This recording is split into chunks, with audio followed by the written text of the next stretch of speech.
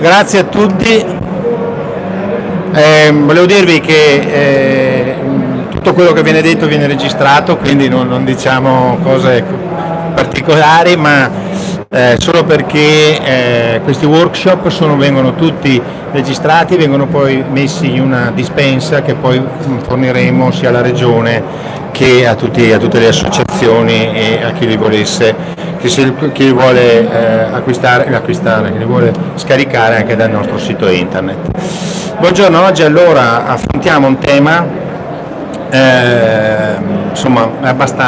chiaramente abbastanza moderno, abbastanza attuale, perché parlare di biometano, parlare di autoconsumo del biometano nel settore agricolo, mai come oggi è attuale.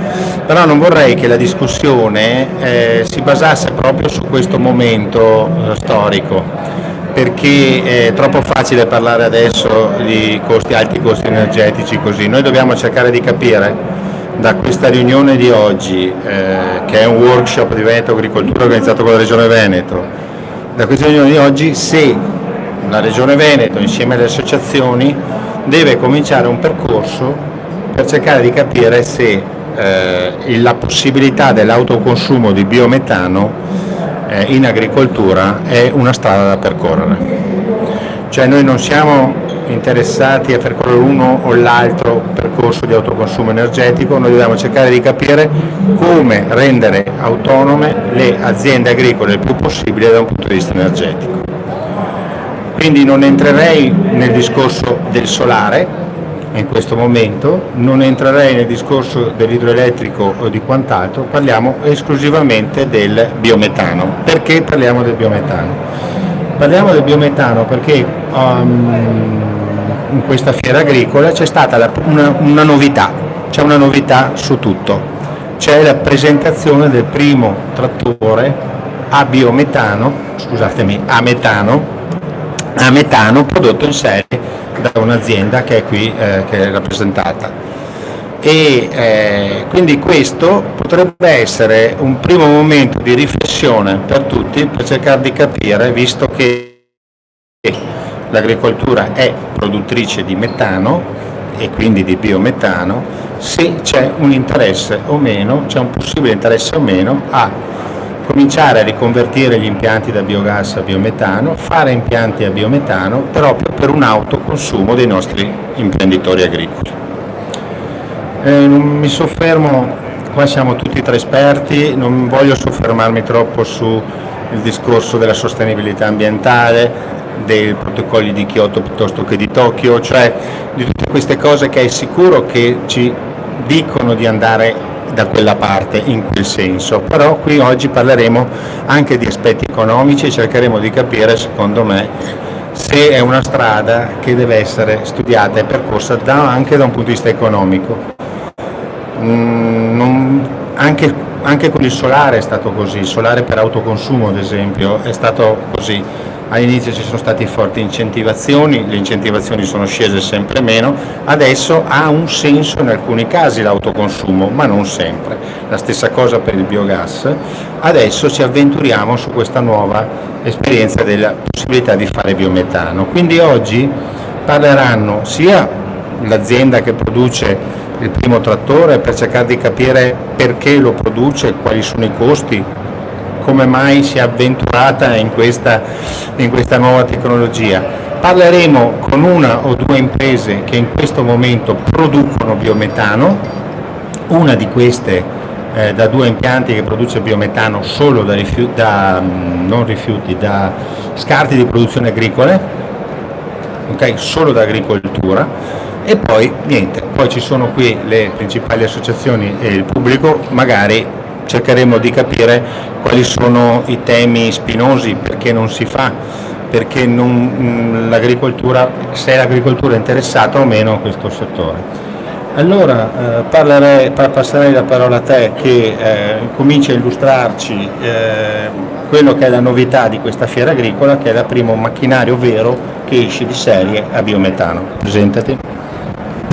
Buongiorno a tutti, io sono Alessandro Zilli, faccio parte di New Holland per quanto riguarda il mercato Italia e sono responsabile per quello che è la parte energie alternative, o meglio alternative fuels. Vorrei spendere due parole su quello che è un po' la visione di CNH, perché non vorrei che fosse riduttivo soltanto parlare di un trattore a metano, che siamo i primi al mondo a proporlo dal punto di vista di mercato, quindi già acquistabile, e quindi dare un po' la visione di come si sta muovendo CNH e anche ovviamente presentarvi il trattore. Non so se è possibile vedere la presentazione. Faccio così. Guardate, molto rapidamente, innanzitutto i brand iconici di CNH sono Case e New Holland. Ultimamente abbiamo acquisito e abbiamo fatto delle partnership perché le nuove tecnologie si chiamano Precision Farming, Autonomous Drive, Electrification e Alternative Fuels, appunto. Siamo un'azienda ovviamente marcatamente agricola. Quello che ci sta guidando soprattutto l'evoluzione della gamma del futuro sono sicuramente dei pillar di mercati che vengono da quella che è l'emissionamento, la legislation. Quello che sta cambiando molto il modo di utilizzo dei prodotti e il modo di approccio di affrontare il business da parte dei nostri clienti, ma la colonna portante di quello che sarà lo sviluppo del futuro a livello di line-up, sostenibilità. So che è molto inflazionato come termine, ma in realtà concerne tutto quello che c'è l'abbattimento di quelli che sono gli emissionamenti, che possono essere emissionamenti di inquinamento, ma anche soprattutto quello che è i gas serra. Come diceva giustamente si diceva giustamente prima, è il tema ciò che guida è il 2050 in termini di target.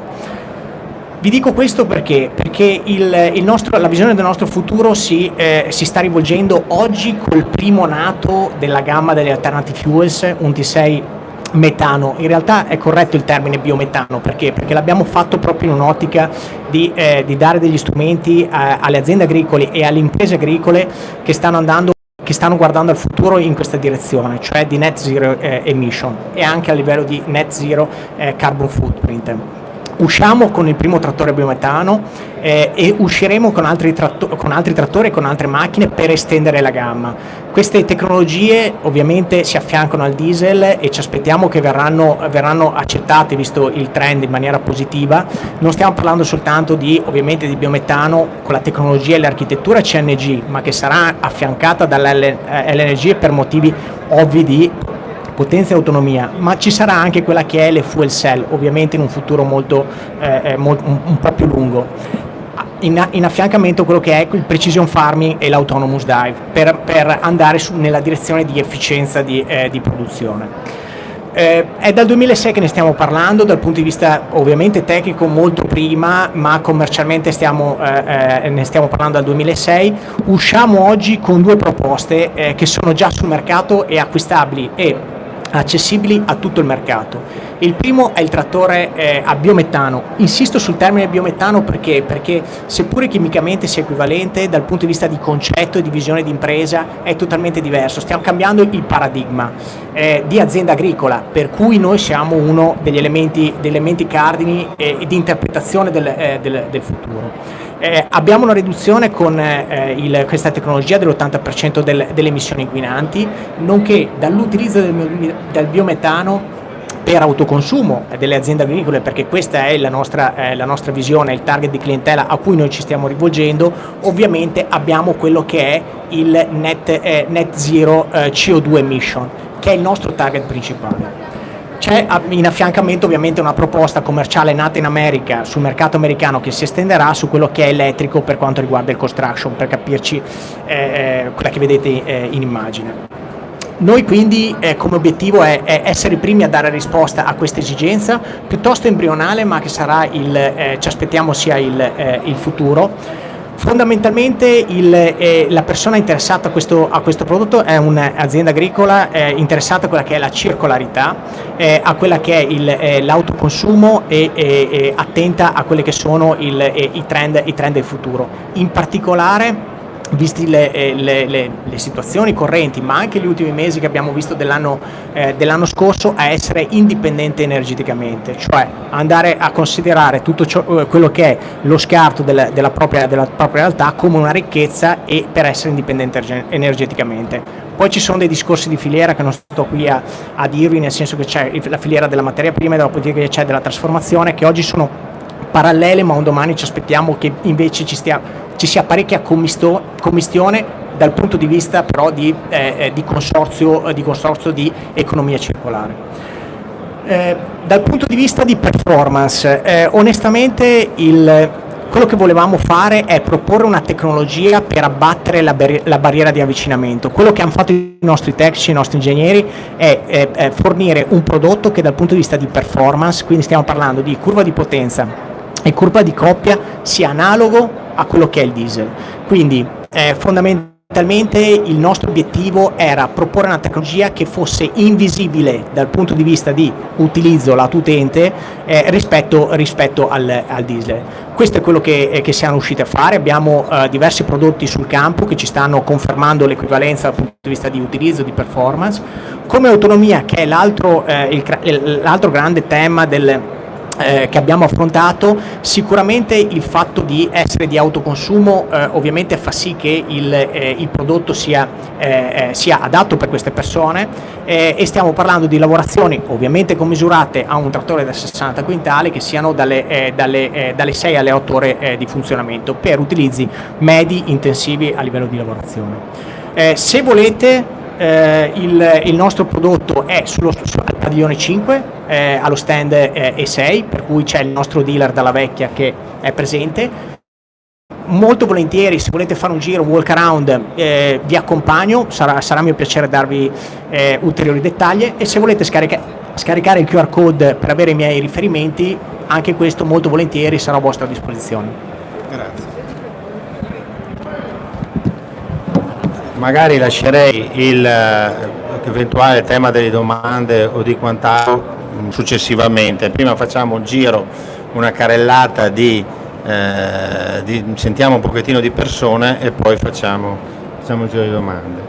Ecco, questo era un momento, cioè al di là della giusta pubblicità che si è fatta all'azienda, ed è giusto, è un momento.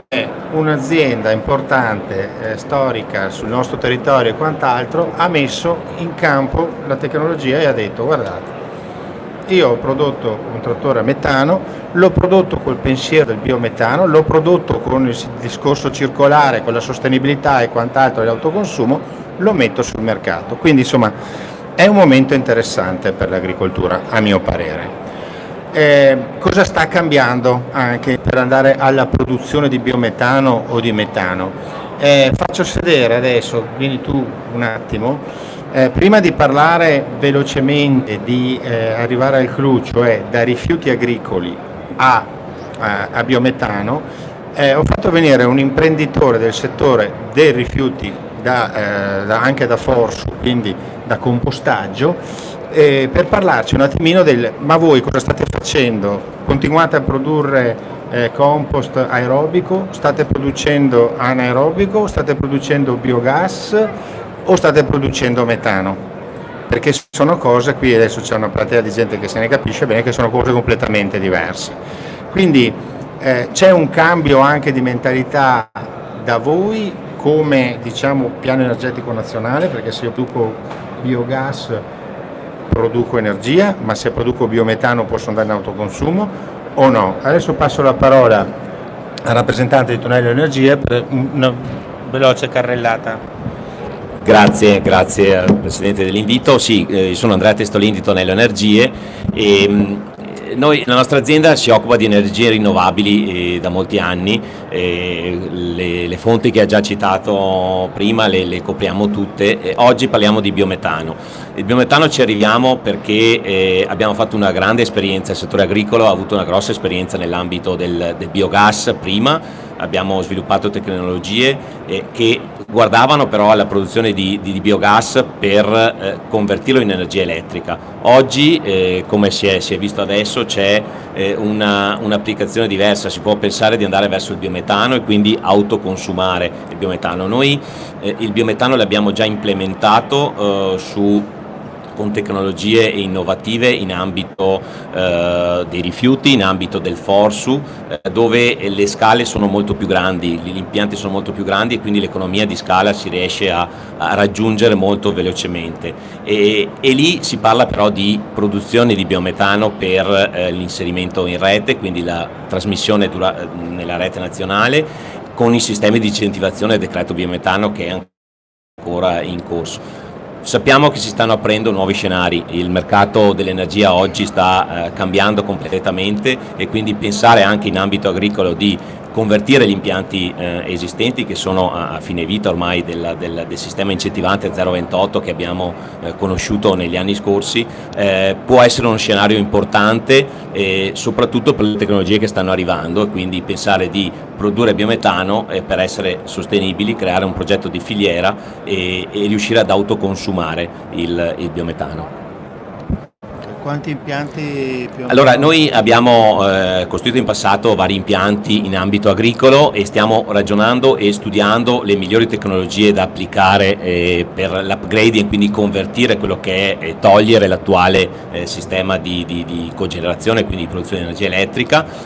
Abbiamo realizzato degli impianti nel Lazio, stiamo lavorando in Toscana, stiamo lavorando in provincia di Vicenza sulla tecnologia di upgrading con le varie sistemi sia scrubber che a membrane per trasformare il biogas attualmente, ripeto, dagli impianti che usano sottoprodotti e soprattutto FORSU, per trasformarlo in metano ed emissioni in rete. La stessa tecnologia la stiamo scalando, la stiamo implementando con i nostri sistemi per essere applicabile in maniera competitiva in ambito agricolo. Quindi trasformare impianti di biogas agricoli in biometano. Esattamente.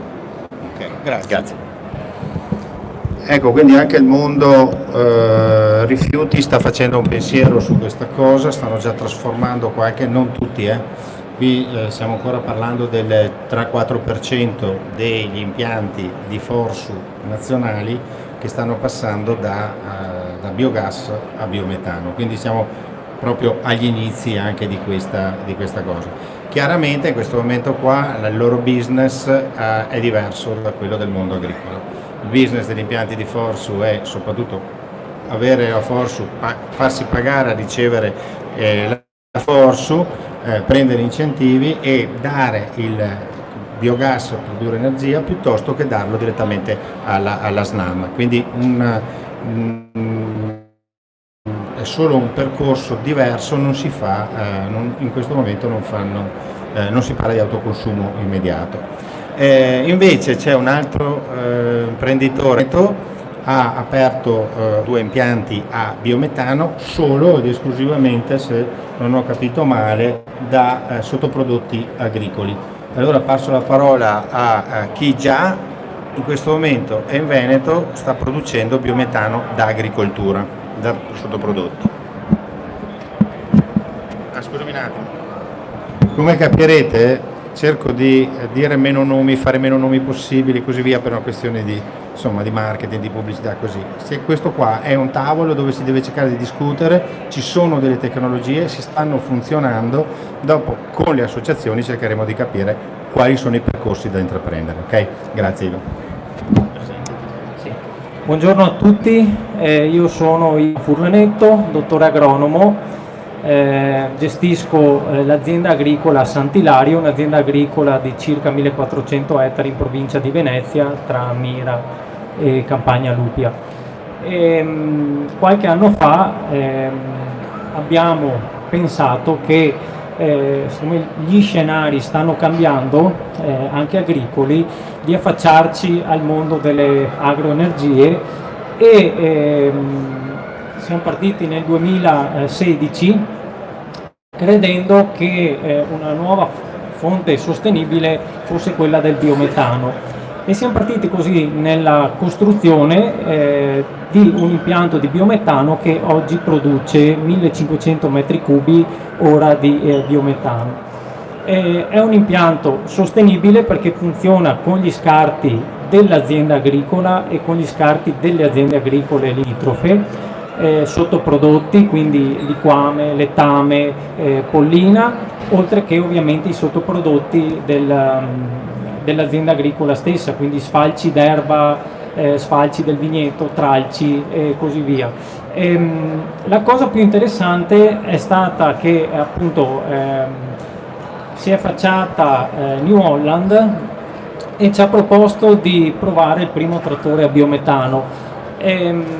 Primo trattore a biometano che ha, come possiamo dire, riservato delle sorprese molto belle, nel senso che abituati con trattore a gasolio normale ci siamo trovati ad adoperare un trattore che non ha nessuna differenza rispetto a un trattore a gasolio. Quindi oggi su lavori misti, quali ad esempio lo abbiamo provato in estirpatura, lo abbiamo provato con spandi letame, quindi sia trasporto che presa di potenza, il trattore copre 7 ore di autonomia senza nessun problema. Ovviamente c'è da dire che noi ci siamo dotati anche di un distributore di metano aziendale che utilizziamo per il rifornimento del trattore e anche di tutti i veicoli aziendali che abbiamo che sono già a metano, quindi automobili e non solo aziendali, ma anche per chi ha per esempio flotte di camion, offriamo già la possibilità di venire a fare del metano per l'autotrasporto. Ecco, ho riassunto in poche parole quello che tutti i giorni facciamo, che è quello di dare un'agricoltura sostenibile. Sì, io di domande ne avrei tante, ma magari facciamo proprio un giro di cose, però se ho capito bene, in questo momento in Veneto ci sono 1 o 2 impianti che già fanno, quindi solo da scarti vegetali, hanno il distributore a metano, riforniscono un trattore che lavora nella propria azienda. Chiaramente realtà che non possono essere non ordinarie, assolutamente straordinarie, che probabilmente arrivano da finanziamenti che hanno loro ma non c'è l'agricoltura normale, però almeno il sistema, se ho capito bene, è circolare, cioè l'impianto regge. No, ecco, questo era importante. Volevo chiedervi una cosa, in questo momento quant'è che fornite anche alla SNAM, giusto? Hai qualche dato economico? Diciamo che ai fini della sostenibilità economica dell'impianto vale la pena di fare uno sforzo in più e di prendere il double counting, quindi adottare un criterio di sostenibilità dell'introduzione delle materie prime che richiede una tracciabilità di filiera, una sostenibilità, cioè di adottare il decreto dei biocarburanti, e questo consente di guadagnare ovviamente un qualcosa in più, quindi avere un contributo statale, e poi c'è la vendita del metano che va nel mercato. Noi facciamo una doppia diciamo fornitura di metano, noi introduciamo il metano in rete SNAM e poi una parte del metano, quello in più, lo mettiamo nei carri bombolai e lo vendiamo a diverse società che utilizzano il metano. Quindi si tratta di un'attività molto reale, vorrei dire, e con i prezzi del metano che ci sono adesso è sicuramente da prendere l'opportunità, ecco. Sì, è che non possiamo fare un ragionamento sui prezzi del metano di adesso, bisogna che facciamo un ragionamento sui prezzi del metano post bellico, insomma, ecco, quindi cercheremo di capire poi come queste cose reggono dal punto di vista economico nell'ordinarietà. Ecco, di trattori ne avete di metano? 3. Ecco, quindi lei sei agronomo, ci siamo detto tu, sei agronomo, quindi insomma con il mondo degli agronomi, quindi ci fidiamo di quello che tu. Grazie mille. Bene, allora abbiamo detto 2 o 3 cose, siamo tutti convintissimi prossimo agronomo. Sono tutti convintissimi del fatto che stiamo parlando di economia circolare, che stiamo parlando di sostenibilità. Noi probabilmente siamo convinti, da un punto di vista legislativo e normativo forse devono farsene ancora una ragione completa. Però volevo sentire che cosa ne pensavano le associazioni, quali sono le loro esperienze su queste cose, cioè guardiamo l'altra parte della medaglia, guardiamo la medaglia del perché non funziona, del perché, quali sono gli ostacoli a questa attività, se questa attività ha un senso. Vuoi venire a parlare tu? Passo la parola alla rappresentante di Confagricoltura perché era il primo, dopo chi è che viene a parlare per Coldiretti? Tu vieni, messi mai che sembra. Sì, buongiorno Lanfredi, rappresento più che altro il mondo collegato a Confagricoltura, che è la Confederazione Generale dei Viticoltori Italiani, che ha espresso un progetto specifico sul biogas. Oggi è il gruppo leader in Italia con 22 impianti in proprietà e in gestione, e che ovviamente guarda alle prospettive di riconversione del biometano, concependola come opportunità per i propri associati nel mondo agricolo. La prima cosa che vi devo dire molto francamente è che se fino ad oggi non abbiamo fatto, a differenza di chi mi ha preceduto, neanche un impianto biometano, un motivo ci sarà. E se pochissime aziende agricole hanno fatto l'impianto biometano col decreto marzo 18, un motivo ci sarà. La maggior parte degli impianti biometano oggi in produzione sono quelli che utilizzano la FORS, punto. Perché il conto economico non sta in piedi, molto semplice. Il prezzo del metano oggi è 2 euro al metro cubo, perché c'è la guerra. Prima della guerra era 1 euro al metro cubo, 0,90. Prima del Covid, non durante il Covid, prima del Covid è sceso anche 5 centesimi. 5 centesimi. Se io guardo il prezzo medio del metano negli ultimi 2 anni, 3 anni prima della guerra, siamo poco sopra i 20 centesimi. Con 20 centesimi il conto economico di un biogas agricolo non sta in piedi. Per questo motivo il PNRR nel gennaio dello scorso anno ha stanziato una montagna di soldi, sottolineo una montagna di soldi, 1 miliardo e 900 milioni di euro, per riconvertire i biogas agricoli esistenti e incentivare la costruzione di nuovi per riconvertirsi. E tra i capitoli c'è anche proprio l'incentivazione sui trattori a biometano, peraltro. Questo non vuol dire che non siano finanziabili, o semplicemente dire che la Commissione ha detto fai un decreto diverso per dare quel tipo di incentivo, ma niente di grave. Noi sappiamo i contenuti di questo decreto biometano. Sostanzialmente avremo una tariffa omnicomprensiva per 15 anni, molto simile a quella attuale dello 0,28, pari a circa 1 euro a metro cubo per un impianto. Diciamo, se il decreto biometano, così come è stato bozzato, scritto, si concretizza in bandi con questa entità, riteniamo che non tutti gli impianti biogas esistenti, ma una parte, possa essere riconvertita a biometano. Perché dico una parte? Perché c'è un nodo fondamentale.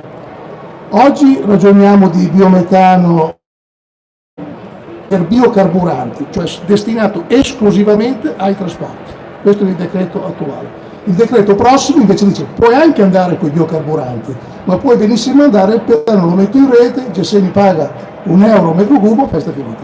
Ok? Dov'è il problema ora?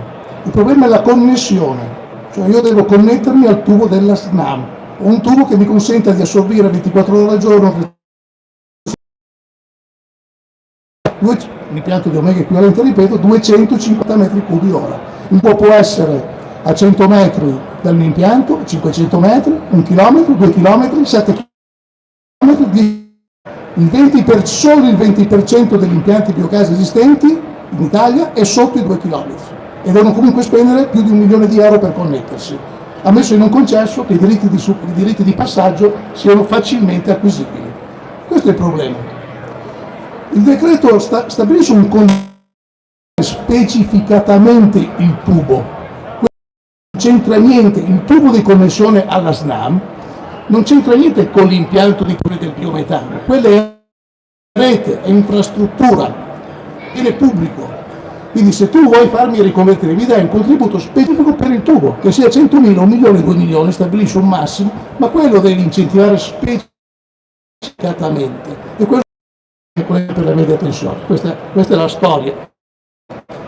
Concedetemi 2 minuti per dire anche cosa può fare la regione. Allora, noi parliamo 1 mega, 250 metri cubi ora, sostenibilità, ma capiamoci, c'è una differenza sostanziale domani rispetto a ieri o oggi, a parte le aziende di 1500 ettari beati loro, ma non è quella la dimensione media delle nostre aziende agricole, no? Anche quelle più grandi. Per far funzionare un impianto da 1 mega equivalente a 250 metri cubi ora che sia sostenibile, non perché lo voglio, ma perché sono obbligato a essere sostenibile, devo usare una determinata quantità di reflui isotecnici, di pollina, e non è che ce n'è una quantità infinita. Quante vacche servono per fare un impianto da 1 mega, lo sapete? Servono circa 6.000 capi. 6.000 capi.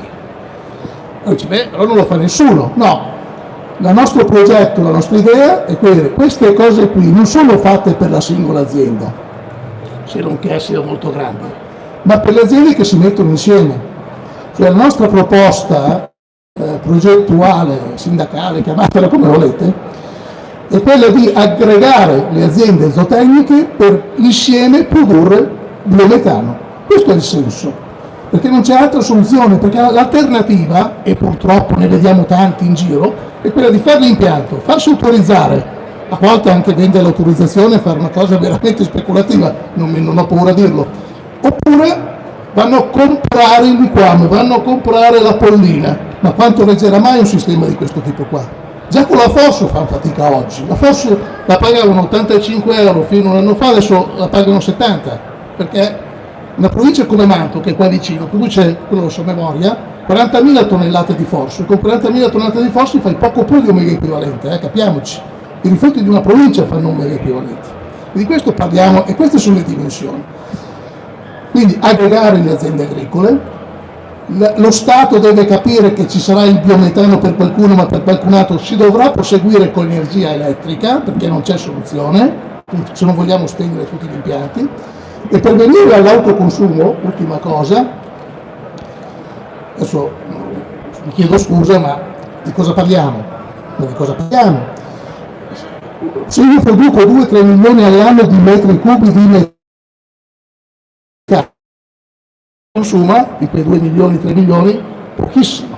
Quindi se parlo di autoconsumo nell'azienda dove lo produco parlo di niente. Se diversamente di la mia produzione di questo impianto che raccolgo il liquame di 20 aziende zootecniche, faccio un distributore, un sistema efficiente o per lo meglio di consegna e di distribuzione, cosa non banale, e il consorzio di allevatori di un bacino, quello sì ha senso.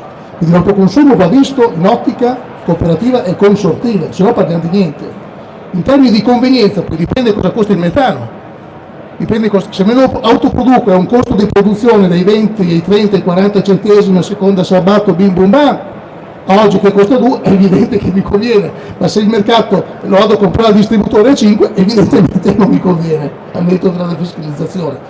Che mi convenga usare un trattore a biometano sì per la sostenibilità, ma che io mi debba rifornire dal mio o dalla pompa non lo so, dipende dal mercato. La sostenibilità, ultima cosa, mi sia consentito, oggi la sostenibilità sono numeri che sono scritti in una tabella UNI, la 1577 se non mi ricordo male, che sono dei codici fissi.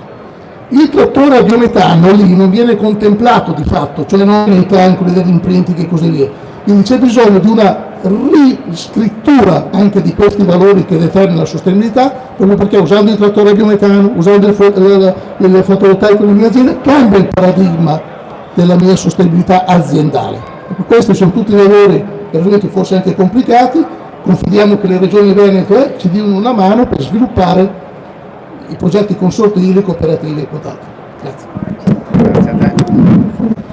E adesso come faccio a dirvi che io l'ho conosciuto solo ieri, non ho mai parlato di queste cose qua, ma siccome è un po' che Veneto Agricoltura ha appena visto e la Regione Veneto insieme ha appena visto i dati, ha da subito detto ma questi sono dati per un consorzio, una cooperativa, per un gruppo di agricoltori che si mettono insieme, come abbiamo fatto il miglior vino del mondo con le cantine sociali, come stiamo facendo per i consorzi forestali per unire gli agricoltori. Anche qui dobbiamo far nascere la cantina sociale per il metano se si vuole andare avanti. Passerei la parola adesso, questo sì che è della Coldiretti sul sicuro, e questo lo conosco, perché se questo mi dicessero dite le stesse cose potrei dire sì, ci conoscevamo anche prima. Ecco, presentati. Martino Cerantola, presidente Coldiretti Vicenza, parlo a nome di Coldiretti Veneto in questo momento. Inizio portando l'esperienza mia personale su Vicenza. Perché? Perché effettivamente, come si diceva prima, o sono impianti consorziali, se parliamo di biometano che arriva quasi esclusivamente da sostanza organica, per dare una doppia risposta all'azienda, che è quella della sostenibilità, tra virgolette, economica, se ci sono le condizioni per cui, e una sostenibilità ambientale, se ancora una volta però a livello nazionale viene riconosciuto il separato, il digestato che esce dagli impianti non come sostanza organica tal quale, ma come ammendante organico e come concimazione, per cui è un interesse doppio da un lato da parte dell'azienda. Purtroppo da un lato ci sono troppi impianti di biogas nel territorio, alimentati non solo da sostanza organica, ma da cereali piuttosto che da altri prodotti, e sappiamo bene, lo vediamo adesso, l'importanza di fare cereali per l'allevamento o per l'umano più che altro. Però porto l'esperienza perché io sono presidente di Coldiretti da un po' di anni, e già nel 2012 è nato il primo impianto di biogas che fa energia, in questo momento fa energia, in quello di Schiavon, dove inizialmente raggruppa 20 aziende agricole. Sapete bene che la zona di Schiavon, per cui zona Vicenza, Sandrigo, è il fulcro della produzione del latte, per cui con allevamenti importanti di vacche da latte, e a giugno penso partirà il primo impianto di biometano che andrà direttamente in rete SNAM, fatto esclusivamente da sostanza organica, il che vuol dire che mette assieme quasi 150 aziende agricole. Allora, a me fa piacere effettivamente che ci sia l'interesse di Veneto Agricoltura della Regione su questi ragionamenti, perché da un lato diamo la risposta alle imprese agricole, dall'altro capiamo che dobbiamo avere la garanzia del prodotto che poi, perché dobbiamo porci anche, ok, noi facciamo il biometano, produciamo del digestato, liquido o solido, poi lo dobbiamo smaltire dove? Sui terreni, per le produzioni, per cui dobbiamo avere una certificazione di quello che entra rispetto a determinati parametri per avere la garanzia di produrre prodotto di qualità, per cui la dobbiamo vedere non soltanto, a mio avviso, sul fatto di produrre biometano, di rendere sostenibili le aziende, ma effettivamente sulla qualità del prodotto. Allora c'è un problema però in questo momento, che questi tipi di impianti sono sostenibili se sono di grandi dimensioni, se hanno una gestione industriale, che non devono sottrarre l'imprenditore dall'attività effettiva dell'imprenditore. Dobbiamo però trovare le soluzioni per dare una risposta a quei piccoli impianti, a quelle piccole aziende che non possono essere all'interno del consorzio, per cui va sì spinto il biometano, ma va anche valorizzato quei piccoli impianti di energia magari, che non potranno essere tutti a biometano, per dare delle risposte, per efficientare all'interno dell'impresa, perché sì, il biometano è una risposta, ma di biometano quando arriveremo, quanti anni ci vuole per arrivare ad avere i mezzi agricoli che vanno a metano? Passeranno degli anni, e soprattutto in questi anni di difficoltà teniamo presente che, guerra a parte, l'agricoltura, la zootecnia, soprattutto la zootecnia da latte e da carne, sono più anni che sta soffrendo per un ritorno che non c'è economico all'interno dell'impresa, per cui tutto sta di fatto, però come si diceva prima bisogna che ci sia a livello nazionale, a livello governativo prima, e sicuramente anche a livello regionale, l'impegno e la facoltà di dire ok, l'agricoltura è effettivamente fondamentale per il nostro territorio, l'agricoltore è fondamentale, mettiamo sul tavolo tutta una serie di condizioni, di sistemi che avvantaggino questa attività. Nicola, dico, ti accompagno e aspetto di andare a visitare effettivamente questo tipo di impianto, che può essere replicato n volte. Però il problema è che fare biometano, se lo vogliamo fare forse a parte, perché non è secondario il fatto che poi il prodotto deve essere smaltito sui terreni, sono impianti che hanno bisogno di tanto materiale, tante aziende, e sono magari molto impegnativi. Ciò non toglie però che effettivamente allevamenti in Veneto, parlo per il Veneto, ne abbiamo molte.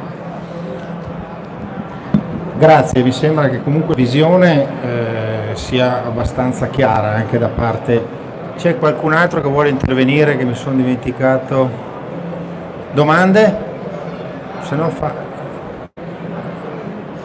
devi venire qui a fare la domanda, se no che ti registro, così almeno sono sicuro che non dici sciocchezze.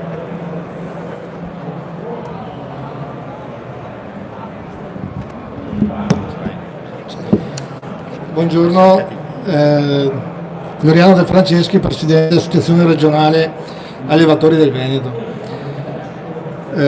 Forse dove siamo più interessati a qualche dinamica di questo genere, magari non forse sul biometano subito, ma sul biogas sicuramente sì.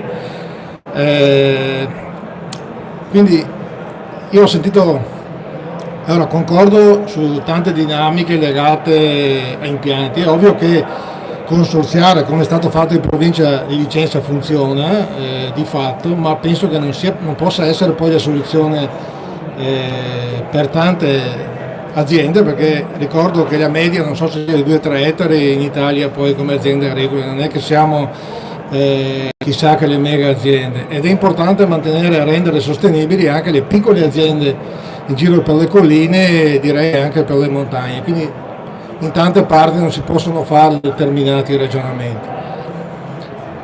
E sono andato a guardare su internet, mi è capitato di vedere che in India ci sono 80.000 impianti di biogas, in Vietnam 158.000 impianti rurali di biogas. Allora Veneto Agricoltura lo collego nell'innovazione, e non è possibile che noi riusciamo a fare dei gasometri. Non sono esperto in questo, coprire le vasche come si sta finanziando come Regione Veneto con 22 milioni sui PSR, no? Ma magari coprirle creando delle start-up che possono ragionare, fare dei progetti anche di microimpianti. Io ho visto in fiera qua anche di impianti di biogas da 11, 22, 30 kW, no? Che possono rendere sostenibili magari parecchie piccole aziende che possono portare anche qualche centesimo direttamente al litro di latte all'interno delle aziende. Questo è un impulso che voglio dare, perché bene dove è fattibile fare, dove si può consorziare, però teniamo a mente che le aziende sono tante e sono anche di piccole entità in giro. E se vogliamo mantenere il territorio serve far rimanere nelle colline e nelle montagne quei piccoli allevamenti magari da 40, 50, 100 animali, perché altrimenti Nicola, questo era un... Sì, grazie, hai toccato il tasto della logistica, cioè e giustamente le rappresenta, piccole aziende che sono sparse sul territorio, che se si riescono a fare delle aggregazioni così magari in pianura qua sono più semplici, su quelle pedemontana montana potrebbe essere molto più complicata, e per non lasciare fuori come al solito il settore che invece dobbiamo mantenere più forte, che è quello della pedemontana montagna, perché va mantenuto lì, bisogna affrontare anche questo tema. Non li ho visti questi impianti, dopo vado a vedermeli perché sono curioso anch'io. Gianluca, vuoi dire due parole? Tu ti avevo servito qua come spia, è venuta quella di Avepa che ci spiano per vedere, però è loro che comprano piacere, quindi tutto bene, no? È andato tutto bene, è stato tutto bello. Allora a me, per chiudere, a me pare di capire che l'interesse ci sia, anzi voglio dire, non è un interesse, è già un piano in corsa, che però probabilmente ha bisogno un pochettino della politica, no? Hai tirato fuori dei problemi sulle uni, hai tirato fuori dei problemi sui piccoli che restano fuori, hanno tirato fuori problemi prima di leggi nazionali, ecco, messe a posto queste, insomma tecnicamente ci siamo. Mi pare di capire, guarda, ci sei da un punto di vista tecnico, la tecnica c'è, ci sono già impianti che funzionano, le ditte hanno cominciato a fare trattori, quindi puoi anche andare in autoconsumo oltre che mettere in rete per andare a chiudere. Si può anche pensare, e questa è una cosa molto interessante, a non produrre solo per autotrazione ma in generale.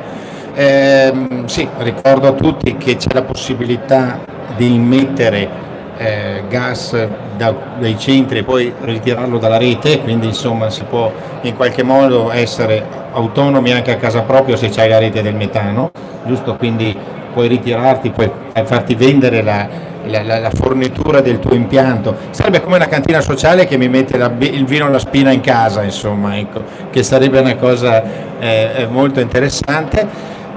Sì, però c'è l'aggregazione, quindi c'è un momento aggregativo che probabilmente sì, ecco, probabilmente la regione è proprio l'ente che deve pensare a questo. Il compito della regione, se ho capito bene, è quello di verificare gli aspetti normativi, dalla UNI compreso, anche aspetti tecnici delle norme tecniche, e cercare di capire se si può favorire aggregazioni di questo tipo con magari finanziamenti o quant'altro.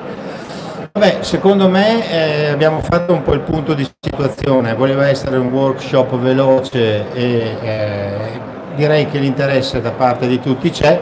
Io vi ringrazio, ci si ritrova quindi al tavolo di Veneto Agricoltura con la Regione e le associazioni per cominciare a decidere cosa fare di questa attività, magari già settimana prossima mettere in campo un percorso e cominciare a lavorare. Grazie a tutti e speriamo di saperne di più di ieri. Grazie.